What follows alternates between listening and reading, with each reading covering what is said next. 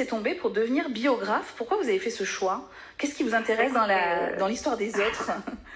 Je crois que j'ai un point commun avec Anne Delrez qui disait tout à l'heure qu'elle aime les gens. Moi aussi, j'aime les gens. Et effectivement, après 35 ans de journalisme radio, après des milliers de journaux présentés, d'interviews, de reportages, je commençais à sentir monter au fond de moi une certaine frustration. J'avais de plus en plus un sentiment d'inachevé. Après une interview, par exemple, je trouvais toujours que c'était trop court. Je devais dire merci, au revoir au bout d'une minute à des gens passionnants. Et c'était plus possible. C'était presque une souffrance. À la fin, j'avais envie vraiment d'en savoir davantage sur eux, de comprendre le parcours qui les avait menés là où ils en étaient aujourd'hui. Mais on était déjà passé au sujet suivant. Vous savez comme c'est la radio.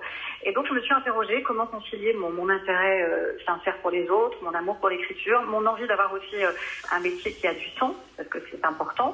Et c'est à ce moment-là que biographe s'est imposé. Alors, j'ai beaucoup de chance, puisque j'ai eu une amie à qui j'ai confié cette envie et qui m'a proposé de rédiger la biographie de son papa pour voir si c'était vraiment ce que j'avais envie de faire. C'était la première, Voilà, j'ai dit banco. C'était un adorable monsieur de 80 ans qui avait toujours rêvé d'écrire sa vie pour ses enfants et ses petits-enfants, mais qui n'avait pas le courage de se lancer, comme souvent, seul dans cette aventure, parce que c'est une vraie aventure d'écrire sa vie.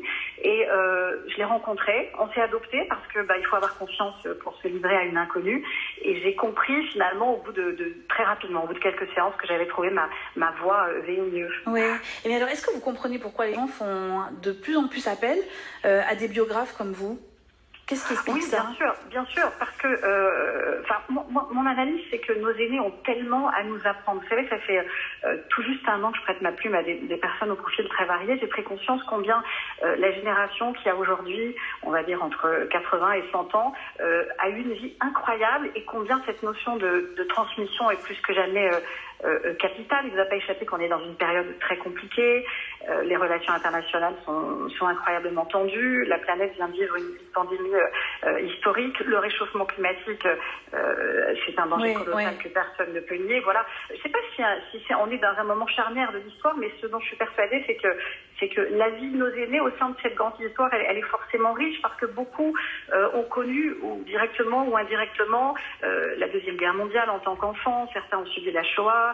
Il y a eu la période d'après-guerre, il y a eu les 30 Glorieuses, il y a eu tous les grands projets, le TGV, le Concorde, l'énergie nucléaire, etc. C'était une période où on parlait pas de chômage, où le sida n'existait pas. Il faut laisser une trace de tout ça, Voilà, et en fait, tout ça, tous ces enseignements, mai 68, la libération sexuelle, la place des femmes qui se développe, etc., tout ça, ça représente des changements profonds, et je pense que quasiment aucune autre génération n'a sans doute vu de son vivant autant de bouleversements. Oui. Il n'y a pas eu un siècle dans l'histoire où les choses sont autant accélérées, donc elles ont forcément été actrices ou acteurs d'un ou plusieurs de ces événements, et ont construit leur vie personnelle et professionnelle autour de tout ça. Voilà, c'est pour ça que c'est très important pour elles de transmettre. Je pense que c'est ça vraiment qui est leur moteur. C'est avec le recul aujourd'hui, on se rend compte qu'il nous manque tous beaucoup de choses de cette histoire familiale. Moi, par exemple, j'ai toujours écouté les anecdotes qu'avait à me raconter mon papa, avec qui je m'entendais extrêmement bien. Mais vous savez, quand on est gamin, quand on est jeune adulte, on écoute une oreille distraite, on se dit... et on le redécouvre après, on le reverra bientôt. Mais malheureusement, aujourd'hui, mon papa n'est plus là pour remplir ses vides. Ma mère n'est pas en état de le faire. Et je crois que c'est aussi une des raisons qui m'a conduit à me consacrer à ce métier de biographe.